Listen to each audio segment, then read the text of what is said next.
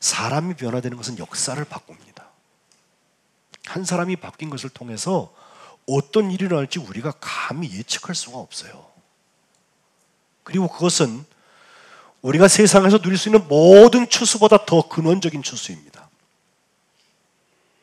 세상에서 보통 우리가 추수 얘기하면 1년간 수입이 얼마였다, 내가 직급이 어떻게 되었다, 또 우리의 자녀들이 어떻게 되었다, 부모님이 어떻다, 뭐 이런 얘기들을 주로 하는데 그런 것들은 있다가 없어집니다. 그러나 영혼 추수의 문제, 나의 구원의 추수의 문제, 이 가장 근본적인 변화를 추수하는 문제는 하나님 나라의 추수인 줄로 저는 믿습니다. 우리 교회가 그거 못하면 추수 안 한 것입니다. 데코레이션이 좋고 교회 예산한 만큼 헌금이 나와도, 더 나와도 영혼 구원의 역사가 없으면 추수 헛한 것입니다. 제가 임원 면담을 할 때마다 임원들에게 꼭 묻는 게 있어요. 전도 어떻게 하고 계십니까? 영혼 구원에 대한 추수를 향해서 심었습니까? 가꾸고 있습니까? 라는 질문이에요. 혹시 제가 도와드릴 것은 없습니까? 묻습니다. 우리 교회는 아직 그 분야에서 전문적으로 가지 않습니다. 몇 분이 그래도 이름을 써서 계속해서 기도하시는 것을 봐요. 제가 강요하지 않겠습니다. 그러나 결론이 있습니다. 주님 보실 때는 그게 추수입니다. 그거 추수하는 사람은 이 궁극적인 추수 때문에, 한 사람의 변화, 곧 하나님의 자녀로 바뀌어지는 역사 때문에 하나님의 살아있는 역사, 성령의 역사가 그와 그의 삶 가운데 이루어질 줄로 저는 믿습니다. 추수감사에 이 사람의 변화의 이야기를 하는 것은, 지금 우리가 교회의 부흥에 대한 말씀을 쭉 읽는 중에 이제 사람들을 쭉 보게 되는데, 스데반, 처음 7 일꾼 중에서 스데반이 순교했던 장면에 있었던 한 사람, 옷을 발 앞에 놓았던 증인이었습니다. 사울이라는 사람이 있었어요. 또 지난 2주간 동안 우리가 빌립을 보았죠. 사마리아에 가서 전도하고 이디오피아 내시에게 국고를 맡은 장관급인데 그에게 전도를 해서 사도 바울보다 훨씬 앞서서 이방 전도를 갔던 그런 사람이라고 보여지는데, 이에 이어서 오늘 우리는 사울이 바울 되는 변화, 그 변화를 가능하게 했던 한 사람, 아나니아라는 사람을 좀 보고 싶은 거예요. 사울의 상황을 좀 볼까요? 1절, 2절에 보면 그가 열심히 있었는데, 열심히 뭘 했나 보니까 예수 믿는 사람, 그 도를 따르는 사람들을 핍박하고 박해하는 일에 열심히 있었습니다. 조금 힌트 하나 드리면, 예수님이 그를 길에서 만나셔서 말에서 떨어져 있는 사울에 대한 그림들이 많이 있는데, 거기다 대고 하시는 말씀이, 너 왜 나를 따르는 사람들을 박해했니? 라고 안 그러시고, 사울아 사울아 너 왜 나를 박해하냐 그러세요. 그 이야기는 영혼을 살리는 일에 쓰임받는 사람들을 박해하는 일을 예수님께서 판단하실 때는 너 왜 나를 박해하냐 이렇게 판단하신다는 거예요. 예? 그러니 생각이나 입술의 말이나 우리의 행동이나 우리의 정력이나 나의 감정까지도 함부로 발설할 일이 아니에요.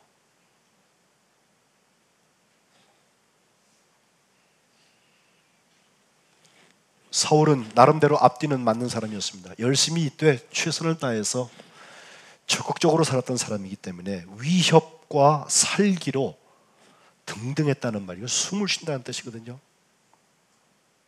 위협을 숨쉬고 살기를 숨쉬면서 그 예수 믿는 사람들을 핍박하려고, 잡아오려고, 결박해서 잡아오려고 대제사장한테 가서 편지, 공문을 받아가지고선 다메섹을 향해서 가는 거예요. 그런데 3절 이후에 보면 이제 하나님께서 그를 그냥 두지 않으셨습니다. 도상에서 길을 가다가 감에 다메섹에 거지만 다 왔는데 갑자기 하늘로부터 빛이 그를 확 둘러 비추면서 그 빛 앞에 말에서 떨어졌다는 제가 표현을 했는데, 자기가 엎드려졌더니 소리가 있었습니다. 소리가 하는 말이, 사울아 사울아 네가 어찌하여 나를 박해하느냐. 5절 말씀이에요. 그 말씀을 듣고 주여 누구시니까, 내가 누구를 박해하고 있는데 누가 이러는 소리를 나에게 주고 있나 물었더니 주님이 하시는 말씀, 나는 네가 박해하는 예수단 말이에요. 그러면서 이제 일어나서 시내로 들어가라. 네가 행할 것을 네게 이를 자가 있다라고 말씀하십니다. 우리는 이 얘기를 지금 다 읽었잖아요. 또 여러 번 들으신 얘기일 거예요. 또 사도 바울도 여기만 얘기하지 않고 사도행전 22장과 26장에 자기가 어떤 변호를 하게 될 때 내가 왜 이렇게 변화된 삶을 살고 있는지를 얘기할 때 이 얘기를 계속해서 하고 있기 때문에 우리는 알아요. 근데 시간적으로 스텝 바이 스텝 단계별로 쭉 보면요, 사울은 지금 하나씩 만나고 있습니다. 지난주에도 제가 순종은 한 단계씩 하는 것이다. 문 하나 열면 또 문 열리고 문 하나 열면 또 문 열리고 그런다고 그랬지, 마스터 플랜을 다 알아갖고 거기서부터 여기가 내가 뭐니까 내가 재주 부려가지고 하는 게 순종이 아니라고 말씀드렸어요. 그렇습니다. 지금 사울을 만나주신 예수님께서 일어나라, 그리고 시내로 들어가라, 거기까지 하면 돼요.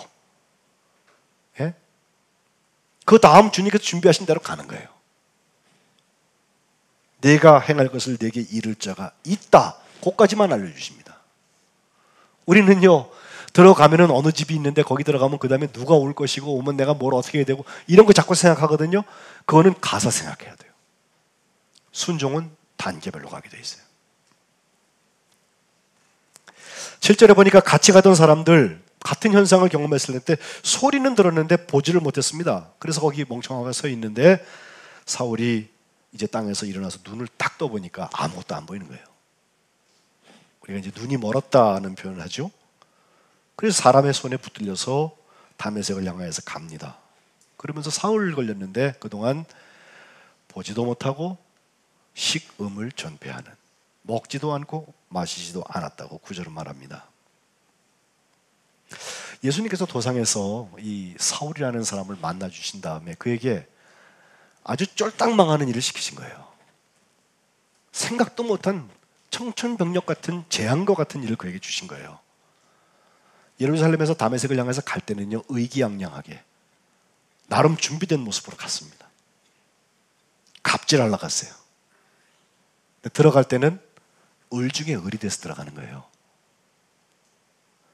그러니까 살면서 가끔 이렇게 낮춰지는 경험할 때가 있어요. 나의 생각과는 전혀 다르게 길이 갈 때가 있어요.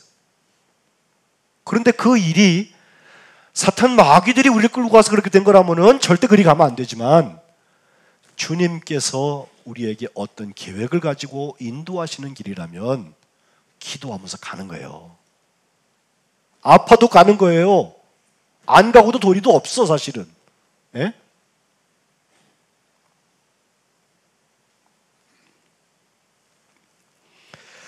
주님께서는 사울만 거기다 집어넣으신 게 아니라 한쪽에 아나니아에게도 역사하셔서 준비를 시키셨습니다. 아나니아라는 이름은 성경에 3번 나오는데, 세 사람이 나오는데, 지난번에 보았던 아나니아와 삽비라, 그 잘못된 헌신의 대명사가 되어 있는 사람, 그도 아나니아요. 대제사장 중에도 아나니아가 나 있는데, 그들과 달리 여기 아나니아라는 사람, 그 사람은 이름값을 하는 사람 같아요. 아나니아라는 말은 하나니아라는 히브리어에서 나오는 말인데, 여호와는 은혜로우시다. 하나님이 은혜로우셔서 우리에게 추수를 감사하게 하시잖아요. 아무리 심어도 아무것도 거두지 못하는, 적어도 영적인 원리에서 그런 아주 길가와 같은 삶을 살게 하지 아니하시고, 그래도 땀 흘린 만큼은 주님께서, 그리고 거기에 내가 하지 않는 일까지도 도우셔서 결과를 얻게 하시는 하나님의 은혜 역사들이 있잖아요. 그러니 나는 잘 몰랐는데 30배도 걸리고 60배도 열리고 100배의 열배도 주님께서 맺으시잖아요. 아나니아입니다. 아나니아. 이 아나니아라는 사람을 사도행전 22장 12절에 사도 바울이 다시 한번 표현할 때 보니까, 율법에 의하면 경건한 사람으로 거기 사는 모든 유대인들에게 칭찬을 듣는 아나니아라고 표현하고 있어요. 두 가지입니다. 하나는 경건한 사람입니다. 율법으로 볼 때 경건하여서 구분되어 있는 사람입니다. 하나님의 말씀을 지키려고 애쓰는 사람입니다. 물론 겉모양만 경건이냐 속도 경건이냐 그것까지는 모르겠는데, 적어도 유대인들 사이에서 경건한 사람으로 인정받으려면요, 보통 해서 안 됩니다. 우리들 정도 갖고 택도 없어요. 철저해야 합니다. 그리고 다른 하나는 그 유대인들에게, 모든 유대인들에게 칭찬을 듣는 사람이라고 그랬는데 이가 제자라 그랬거든요. 제자라는 얘기는 예수 믿는 사람으로 찍혀 있는 사람이에요. 그런데 유대인들이 제자를, 예수님의 제자를, 예수님을 따르는 사람을 칭찬할 정도 되면요, 보통의 보통을 넘는 사람이에요. 진짜 예수쟁이들을 말합니다. 그가 어떤 일을 했나? 오늘 본문에 나오는 대로 보니까 먼저 환상 중에 주님과 교통하고 있었어요. 여러분, 우리에게 이상이 있습니까? 기도하다 주님이 보여주시는 감동하시는 느낌들이 있습니까? 아나니아는 그런 사람이었어요. 영국 국교회 유명한 지도자 하나가 하나님 앞에 기도를 할 때마다 하나님하고 기도를 했대요. 근데 어느 날 혼자 제단에서 기도를 하다가 하나님 그러는데 하나님이 왜 그렇게 대답하셨대요? 기절했답니다. 말하실지 몰랐지. 우리가 하는 조건인지 모르는데 실제로 그런 일이 있었다고 그래요. 환상 중에 주님과 교통하는 사람, 대단히 중요한 것입니다. 하나님께서 교통을 통하여서 우리를 갑자기 삼층전에 끌고 올라가고 이상한 신비한 경험도 하시지만 그걸 목표하시지 않아요. 분명히 이 아나니아를 통하여서 주님께서 교통하신 목적이 있어요. 이건 사명 중에 사명입니다. 환상 중에 불러서 하시는 말씀이, 주님 내가 여기 있습니다 대답했더니 가라, 직가라는 곳으로 가라 그랬어요. 가라는 것입니다. 그리고 가서 사울이라는 사람 찾아라. 유다의 집에서 사울을 찾아라. 그가 지금 기도하고 있는데 기도의 내용이 있어요. 아나니아가 와가지고 나한테 안수하여서 지금 안 보이는 이 눈이 다시 보게 하는 것을 그가 기도 중에 보고 있다는 거예요. 예수님이 살짝 힌트를 주신 거죠. 너도 기도하고 그도 기도하는데 그거를 연결시켜 주시는 거죠. 저는 어쩌면 다메섹의 함께는 그 함께라고 생각해요. 아나니아도 열려있고 사울도 열려있기 때문에 지금 사울은 눈이 멀어가지고 어찌할 줄 모르는 입장이에요. 인생의 바닥에 와 있는지도 모르겠어요. 가치관의 전환점에 서 있는 것입니다. 근데 그때 하나님께서 그를 열어주신 통로를 통하여서 함께 그것을 쉐어하게, 공유하게 하시는 것입니다. 이전에 알지도 못하는 사람입니다. 아니, 아나니아가 항변할 때 이야기를 들어보면 저 사람 유명한 사람인데요, 예루살렘에서 성도들한테 적지 않은 해를 끼치던 사람인데요, 지금 여기 온 것도 우리가 목적을 다 알고 있어, 정보로. 예수 믿는 사람 잡아가려고 온 사람인데요, 이쯤 됐으니까 만나서는 안 되는 사람 아니에요? 주님께서 쉐어, 주님의 환상을 쉐어하게 하시는 거예요. 그리고 거기에 참여하게 하셨어요.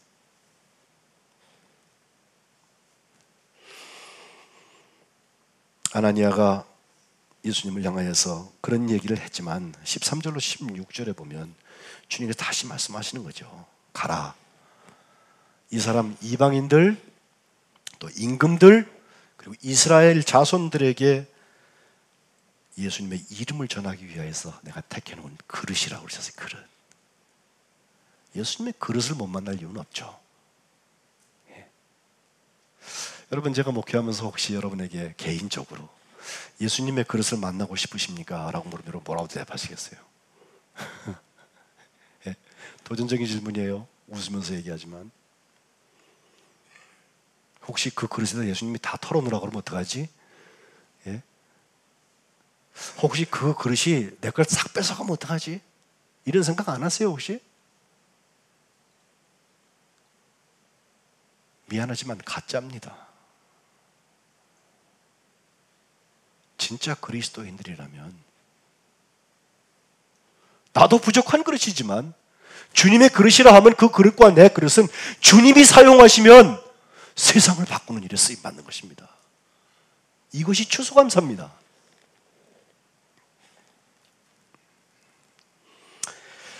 주님께서는 택한 그릇에게 내 이름을 위하여서 얼마나 고난받아야 할 것을 내가 그에게 보이겠다, 이렇게 말씀하시면서 이제 아나니아가 와서 순종하면서 안수하고 그를 향하여서 선언했습니다. 네가 오던 길에 만난 그분 주님이 나를 너에게 보냈다. 너를 다시 보게 하고 성령으로 충만케 하신다. 떠라 말이에요. 그리고 성령이 충만해져야 한다. 즉시 18절에 보면 사울의 눈에서 비늘 같은 것이 떨어져 나갔다. 다시 보게 되었고, 그 일어나서 지금까지 핍박자였던 그 사울이 아나니아를 통하여서 세례받는 것입니다. 하나님은 은혜로우십니다. 내 길을 바꿔놓으셨지만 나의 죄를 씻는 세례의 식을 강하게 하시고, 그때부터 회복의 역사가 나타나서 사흘 동안 식음을 전폐하던 사람이 이제 음식을 먹고 힘을 얻어서 강건해졌다는 것입니다. 그런데 또 하나의 함께를 오늘 본문에서 우리가 보게 되는데, 19절 하반절에 보면 다 사울이 이제 바뀌어진 사울이죠. 다메섹에 있는 제자들과 함께 며칠을 있었다고 그랬습니다.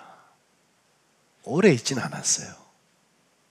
오늘의 교회가, 제가 이런 생각을 했어요. 이 말씀 묵상하면서, 오늘의 교회가 만약에 며칠씩만 그 교회 교인 노릇하게 이렇게 제한을 한다면 어떻게 될까? 예? 우리는 한번 등록하면은 천국 갈 때까지 그냥 거기 있겠다고 그러잖아요. 예? 근데 처음 교회는 그렇지 않았어요. 물론 그 교회를 지켜야 되는 본처 사역들도 있었지만은, 사도 바울 같은 경우는 전도 여행을 다녀야 되기 때문에 가는 곳마다 하나님이 역사하셨는데 길게 있을 이유가 없어요. 한 번 메시지하면 끝나는 거예요. 천년만년 살고 지구는 뭐 시조회나 나오는 거지. 예? 하나님의 때가 있어요. 그때까지 하는 것입니다. 주님이 며칠 두셨으면 며칠 하는 거예요. 몇 달 있으라 하면 몇 달도 있고, 사도 바울이 길게 2년까지 있어 보는데, 그렇게 섬기면서 하나님의 역사를 구하고 하나님의 역사를 감당하면 그게 천국이지.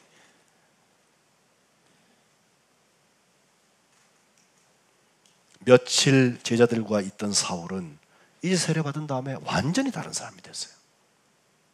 오늘 20절에 보니까 즉시로, 무슨 제자 훈련 받고 뭐 읽고 뭐 해서 배워서가 아니라 즉시로, 그때까지 적어도 배웠던 것은 내 안에 계신 성령께서 말하게 하시는 법은 배웠을 것 같아. 나를 구원하신 예수님에 대한 나의 변화에 대한 이야기는 준비했을 것 같아. 그 간증 하나, 그거면 돼요. 즉시로 각 회당에 가서 그분 예수님이 하나님의 아들이시라고 전파하기 시작했습니다. 전도는 새 가족도 하는 것입니다. 그러나 오래된 가족은 더 많이 해야 되는 것입니다. 직분이 없어도 하는 것입니다. 예수님이 나를 구원하셨기 때문에 하시는 것입니다. 예수님께서 나를 구원하신 것에 대한 추수에 대한 이야기를 하는 것입니다. 전도하기에 너무 늙어버린 사람들, 너무 노숙해진 사람들, 너무 높아져 버린 사람들, 은혜에서 떠나기 시작합니다. 첫사랑이 옮겨갑니다. 주님의 그 등불이 옮겨갑니다. 5만 개 그 자리에 앉아 있습니다.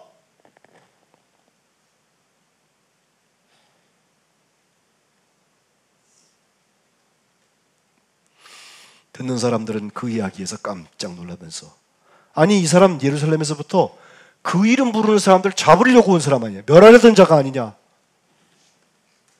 그런데 22절에 보면 사울 그 얘기를 들으면서 더 힘을 얻어서, 예수님 그분이 나의 그리스도라고, 예수님이 나를 구원하셨다고, 다메섹에 있는 유대인들을 당혹하게 했다는 것입니다. 저는 이 사울이 변화되는 한 자리, 여기서부터 교회의 본질적인 역사들을 봅니다. 오늘 여러분 물어보십시오. 추수감사 얘기하기 이전에 내가 주님 앞에 추수된 사람인지.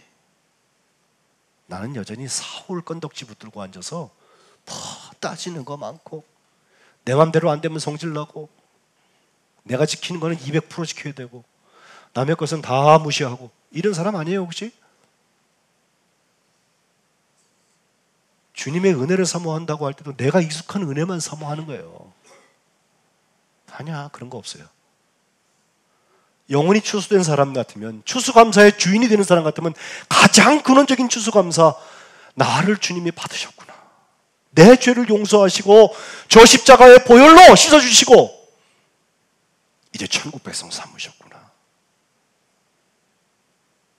그거면 됩니다. 그거 있으면 열매 생깁니다. 머리는 하도 들어가고 그걸 다 외우고 있는데 우리 손과 발에서 그 일이 일어나지 않아요. 은혜 받은 사람 같지가 않아.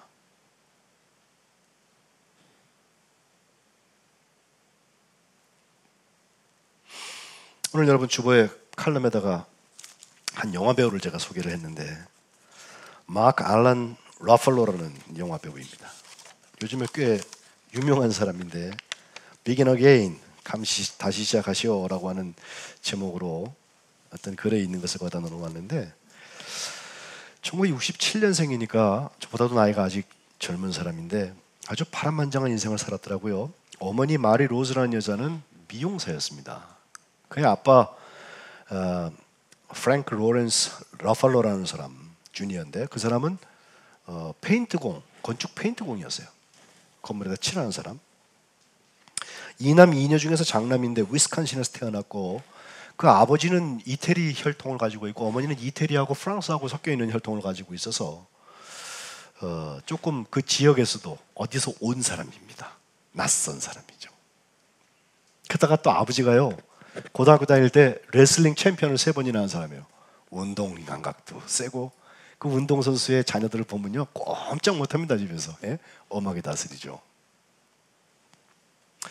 아버지를 따라서 버지니아주로 또 캘리포니아의 산디에고와 LA로 쭉 십 년 안짝으로 살면서 자꾸 이사를 가고 그러면서 LA 도착한 다음에는 연극 공부를 시작을 하게 되는데 그러면서도 밖에 나가서 9년 동안 바텐더 있죠. 뭐 흔들어서 술 만들어주고 이런 거 하는 그런 생활을 하면서 어찌 보면 이렇게 온상의 화초처럼 크질 않고 참 어려운 생활들을 했습니다. 그가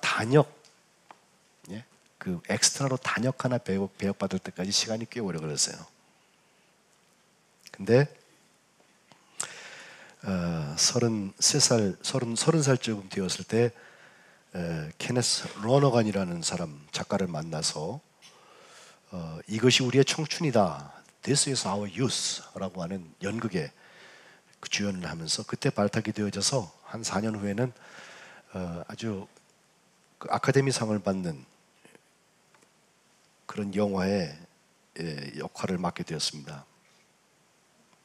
또 2000년은 그에게 참 복된 해였어요. 선라이즈라는 여자하고 결혼도 하고 그 해부터 일남 2녀를 순서를 따라서 2001년, 2005년, 2007년에 낳아서 아주 유명한 스타가 되는 길을 걷기 시작을 했습니다. 그런데 바로 그 아들 킨이 낳던 해 2001년도에 그의 삶에 큰 문제가 왔어요.